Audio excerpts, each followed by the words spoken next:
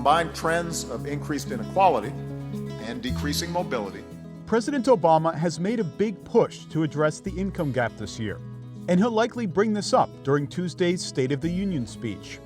So what's it like out there? It turns out U.S. income inequality is at its highest point since 1928. The richest 10% of Americans take in 50% of the country's income.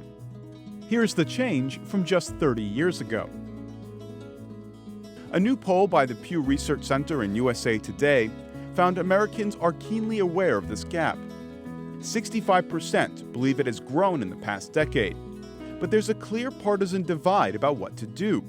90%, yes, 90% of Democrats think the government should take on reducing the income gap, but only 45% of Republicans are for government help. One thing that hasn't changed much over the years is the income gap between races if we look at median incomes. All this wealth disparity can lead to some strong opinions in the U.S. When asked if the rich are more likely to be greedy, 55% of Americans said yes. And are the rich more likely to be honest? Only 12% thought so. As for the poor, 38% of Americans said a lack of work ethic was to blame for financial straits. So how does the U.S. fare in the global context? After taxes, America ranks second for income inequality in the developed world. One survey of top global leaders pegged income disparity as the second gravest trend facing the world. It was issue number one for specific regions. Back in the U.S., President Obama faces a constituency united over the problem, but divided on solutions. As for the economic system itself, only 36% of Americans feel it's fair to everyone. David Botti, BBC News, Washington.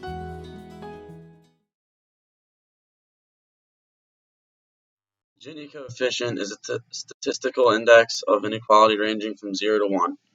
Values closer to 0 represent low levels of inequality, and values closer to 1 mean that most of the income is in the hands of a select group of people. A report from the Census Bureau shows that there have not been any significant changes in the Gini index for the last 10 years. In fact, the lowest quintile in household income had the largest percentage growth in earnings between 1991 and 2005.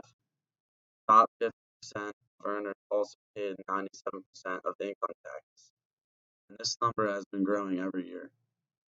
Tax transfers such as welfare have been growing every year too, and are disproportionately given to the poor. A Forbes article titled "The Average U.S. Welfare Payment Puts You in the Top 20% of All Income Earners" explains through statistics that welfare on average gives $9,000 a year to households that need the income. The actual amount varies based on the actual yearly income of the recipients, but the average recipient of a welfare check is in the top 20% of global income earners. It shows that just being born in the U.S. puts you in a better income situation than if you're born elsewhere. So I do not think that income inequality is surging. I understand that it is a major problem in the U.S. right now, and that has a huge effect on our economy, but the numbers are not fully explained to the public.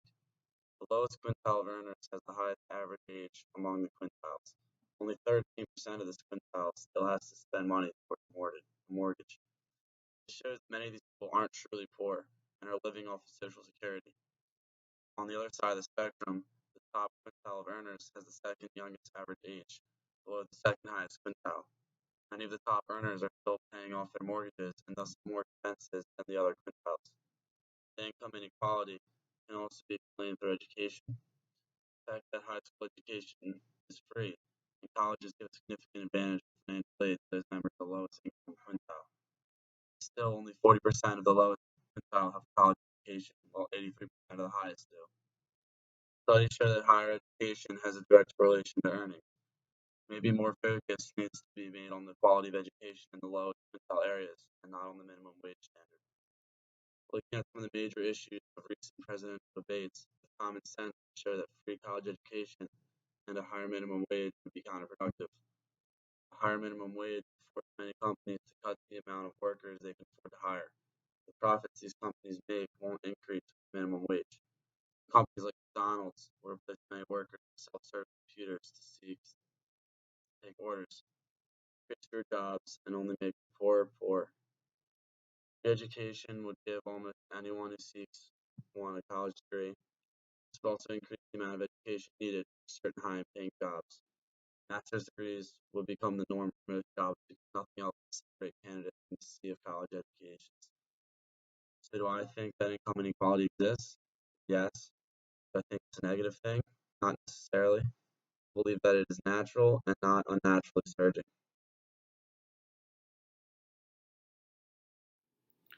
Income inequality in our country is increasing and is causing our nation's economy problems.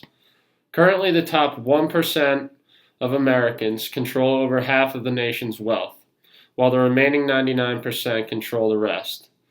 This disparity in numbers is evident in our nation's inner city school districts, as well as in the working conditions and living conditions of our nation's poor. There needs to be incentive for people to climb out of poverty and find jobs that are able to sustain families and their lives.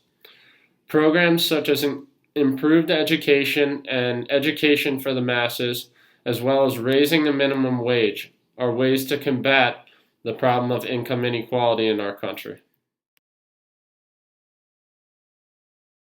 Some economists believe income inequality is able to have a positive effect on the economy in the short term. However, it can have a negative effect in the long term. Several believe the increase in income inequality will have the negative long-run effect on the level of GDP per capita. Income inequality can furthermore limit economic growth for the nation. This inequality in the economy is able to affect an incredible amount of people, therefore eating away at the American dream. A higher level of inequality means that there is a higher level of poverty affecting the economy.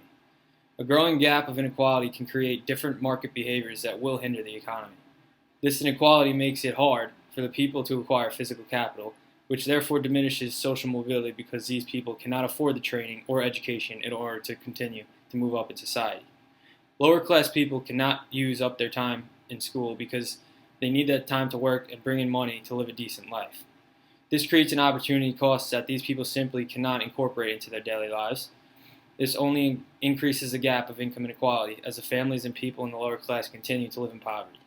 Countries with a high degree of income equality and a small low-income population typically have a much higher average level of education. Some of the causes that go along with income inequality is that the bottom percent of the population has limitations with health care and healthy eating. People in society become desperate, and inequality essentially leads to an increase in crime also, and illegal activities. So that means that this illegal activity has a better marginal benefit and more return than anything he or she could have obtained legally. This gap in population is also created because there is less government spending towards law enforcement in low-income areas. Some of the causes that go along with income inequality bring us to the issue of minimum wage. These people don't have the resources such as time and money in order to train and educate themselves. A minimum wage of $7.25 an hour isn't going to cut it for people trying to raise a family and move out of poverty. Minimum wage since 2007 has stayed pretty constant, while inflation and income tax has only increased. Low wages and income inequality cause low-income people to limit their spending, causing aggregate demand to shift to the left, causing a decline in economic growth. These lower-income people in society have no incentive with low-wage jobs and poor working conditions. Demand as consumer spending decreases in the economy. Due to the low minimum wages and tax rates, people tend to slow their spending and expenditures and focus on saving. This leads to a recessionary gap, causing cyclical unemployment to increase in the economy. This causes prices and real GDP to decrease as well. Is Democracy Now!, democracynow.org. As we turn right now to Joe Stiglitz, to the Nobel Prize-winning economist. The fight over income inequality gained national attention when fast food workers walked off the job in hundreds of cities across the country on Tuesday, demanding a $15 an hour minimum wage and union rights. Some Fight for 15 protesters rallied outside the Republican presidential debate in Milwaukee. During the debate, billionaire Donald Trump and other Republican contenders rejected calls to increase the minimum wage. Taxes too high, wages too high. We're not going to be able to compete against the world. I hate to say it, but we have to leave it the way it is. People have to go out, they have to work really hard, and they have to get into that upper stratum. But we cannot do this if we are going to compete with the rest of the world. We just can't do it. We end today with part 2 of my interview with the Nobel Prize-winning economist Joe Stiglitz and his plan to address income inequality. He's written a new book called Rewriting the Rules of the American Economy, an Agenda for Growth and Shared Prosperity. I asked him what an agenda for growth and shared prosperity would look like. Well, it is about rewriting the rules in a fairly comprehensive way. I mean, the basic... Who writes them?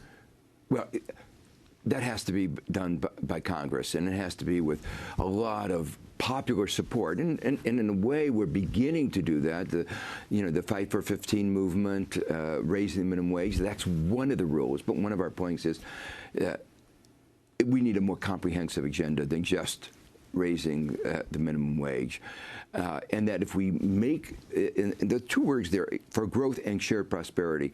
So our view is that the only sustainable prosperity is shared prosperity, and that one of the problems is that the way these rules have been rewritten since the beginning of Reagan has been to actually slow the American economy. And let me give you one example. When you have corporations having a very short-sighted view, paying their CEOs, such outrageous monies with less money spent on investment, of course you're not going to make long-term investments that are going to result in long-term economic growth. And at the same time, there's going to be less money to pay for ordinary workers.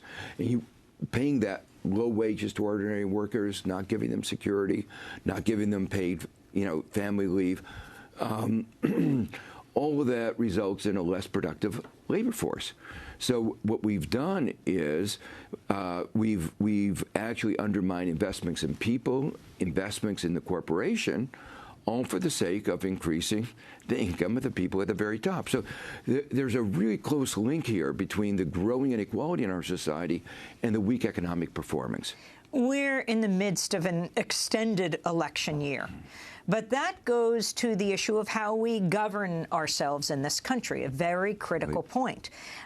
Let's talk about what underlies these elections, campaign finances. How does campaign finance reform fit into rewriting the rules of the American economy? Well, exactly, absolutely essential. And the problem is that we've gone basically from a political system with one person, one vote to $1, one vote, and Citizens United made that worse. So the only way that you can combat the force of money is, you might say, people power, people coming out. And we've seen this work. I mean, we've seen it work in raising the minimum wage. We couldn't do it in Congress because the gridlock there, the money there. So we've done it in city after city, Seattle, Los Angeles, San Francisco, in New York.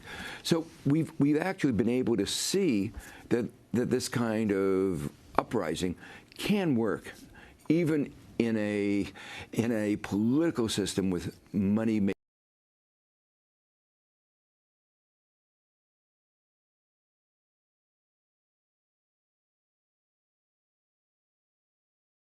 Upcoming election, we thought it would be relevant to discuss the different tax plans between presidential candidates such as Bernie Sanders and Donald Trump.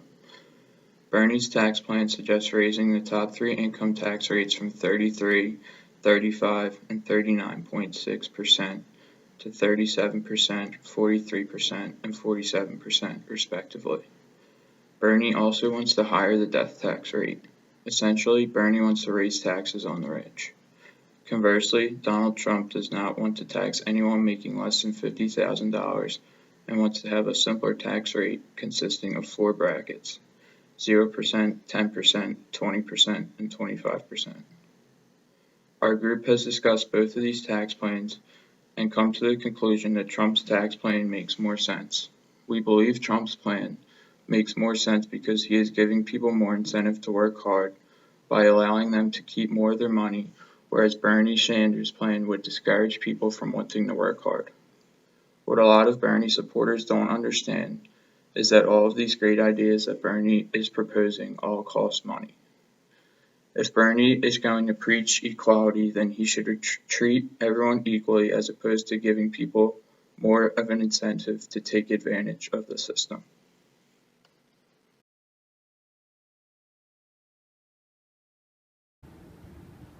All right, Michael, what do you think a solution to income inequality could be? Well, based on my experience with econ, I believe that inner city schools need to be more heavily funded by the government so that more kids have the opportunity to go to college. Thanks, Mike. All right, we're here with Mike Beto. Do you have any solutions to closing the gap of income inequality? I think if we were to increase taxes on the rich, we could be able to increase funding for the lower class.